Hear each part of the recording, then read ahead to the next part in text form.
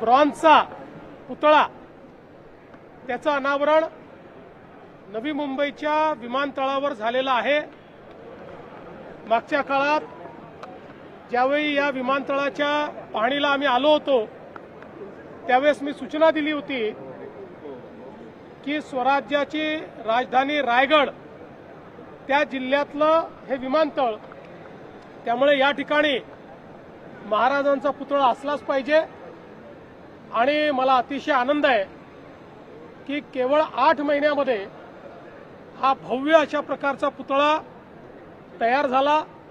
आज आम्ही त्याचं अनावरण केलं आहे आणि मला विश्वास आहे या आंतरराष्ट्रीय विमानतळावर येणारा आणि जाणारा प्रत्येक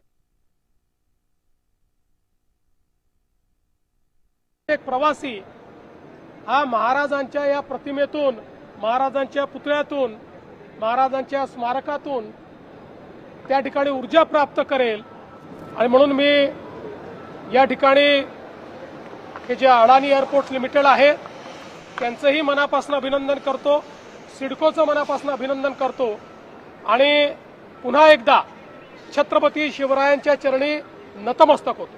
नवी मुंबई विमानतळासंदर्भातल्या नावाच्या संदर्भातला अजून एक प्रश्न बघा, नवी मुंबई विमानतळाला लोकनेते दिबा पाटील यांचंच नाव दिलं गेलं पाहिजे हा आमचा आग्रह आहे। त्या संदर्भात आम्ही कारवाई पूर्ण केली आहे।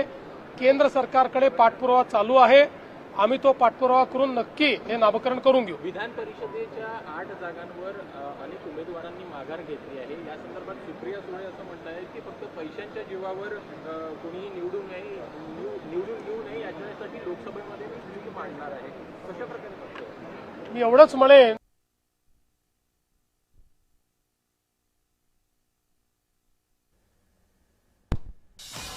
तर मुख्यमंत्री फडणवीस यावेळी बोलत होते। नवी मुंबई विमानतळावर छत्रपती शिवाजी महाराजांच्या पुतळ्याचं अनावरण करण्यात आलं।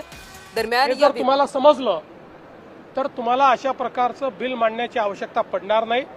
तथापि या निवडणूक प्रक्रियेत परिवर्तन झालं पाहिजे या संदर्भात जर कोणी बिल मांडणार असेल तर मला काहीच हरकत नाही।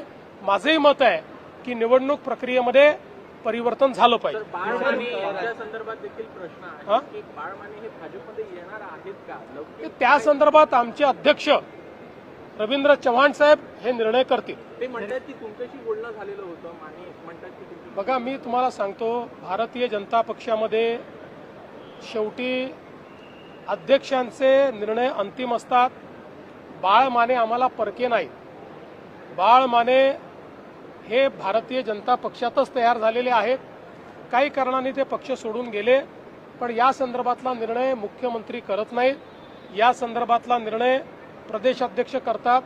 ते जो निर्णय करतील त्याला माझा पाठिंबा असेल। सुप्रिया पवार यांच्या रिक्त झालेल्या जागेसंदर्भात काही चर्चा झाली आहे? नाही, अजून माझ्या 2 दिवस बाकी आहेत। माझ्याशी चर्चा झालेली नाही। त्यांचा निर्णय अंतिम झाल्यानंतर ते निश्चित माझ्या कानावर टाकतील। चला, हो गया भैया, हिंदी आपली। फडणवीस यांच्या हस्ते नवी मुंबईच्या विमानतळाच्या इथे छत्रपती शिवाजी महाराजांच्या पुतळ्याचं अनावरण करण्यात आलेलं आहे।